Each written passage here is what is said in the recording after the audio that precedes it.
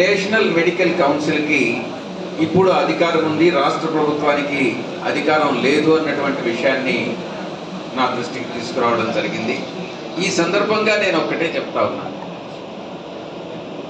429లో GO 429 ప్రకారం ఏదైతే ఆ గుర్తింపు అన్నటువంటిది ఈరోజు నేషనల్ మెడికల్ కౌన్సిల్ అధికారం పోయి అధికారాలు ఇచ్చి వాళ్ళ ద్వారా మనం ఈరోజు గుర్తింపు పొందాలి. కాబట్టి ఎవరికైతే ట్రైనింగ్ పూర్తయ్యి ఇంకా ఎవరికైతే ట్రైనింగ్ పూర్తి కాలేదో వాళ్ళకి ఆ ట్రైనింగ్ కంప్లీట్ చేయించి నేను ఎన్నికలు పూర్తయిన తర్వాత స్వయంగా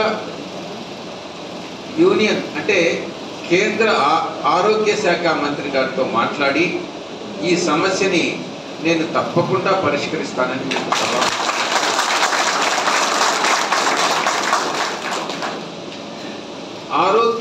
కేంద్ర ఆరోగ్య శాఖ మంత్రి గారితో మాట్లాడి మీ యొక్క ప్రతినిధులు ఎవరైతే ఉన్నారో ఆర్ఎంపీ డాక్టర్స్, పిఎంపీ డాక్టర్స్ యొక్క ప్రతినిధులందరినీ కూడా ఎన్ఎంసీకి నేనే స్వయంగా తీసుకెళ్ళి అక్కడ సమస్య ఏంటి అన్నటువంటిది ఎక్స్ప్లెయిన్ చేసి ఏం చేస్తే ఆర్ఎంపీ డాక్టర్లకి, పిఎంపీ డాక్టర్లకి 4290 ప్రకారం మనం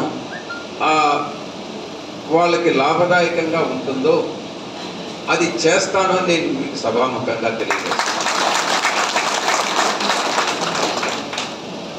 ఇక రెండవ విషయం, మీరు ఒక స్థలాన్ని అడిగారు. స్థలం అంటే ఒక్కొక్క నియోజకవర్గానికి ఒక్కొక్క 10 సెంట్లు కావాలన్నా లేకుంటే దాని మీద స్పష్టత అన్నటువంటిది నాకు టౌన్లో అంటే కందుకూరు, కావలి అక్కడ జిల్లాలో హెడ్ క్వార్టర్.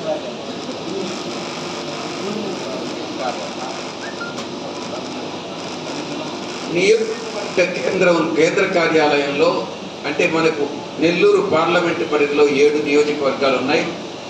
7 నియోజకవర్గాల కేంద్ర పరిధిలో అంటే ఇక్కడ కందుకూరు, కావలి, ఆత్మకూరు, ఉదయగిరి, కోవూరు, నెల్లూరు ఈ యొక్క ప్రాంతాల్లో 10 సెంట్లు అడుగుతా ఉన్నారు. ఒక్కొక్క ప్రాంతంలో మీ యొక్క యూనియన్ కార్యకలాపాలని అక్కడి నుంచి నడుపుకునేందుకు ఆ తర్వాత ఆ సైట్ని తీసుకొని దాంట్లో బిల్డింగ్ కట్టుకునేటటువంటి ఉద్దేశంతో ఈ సైట్ని అడగడం జరిగింది.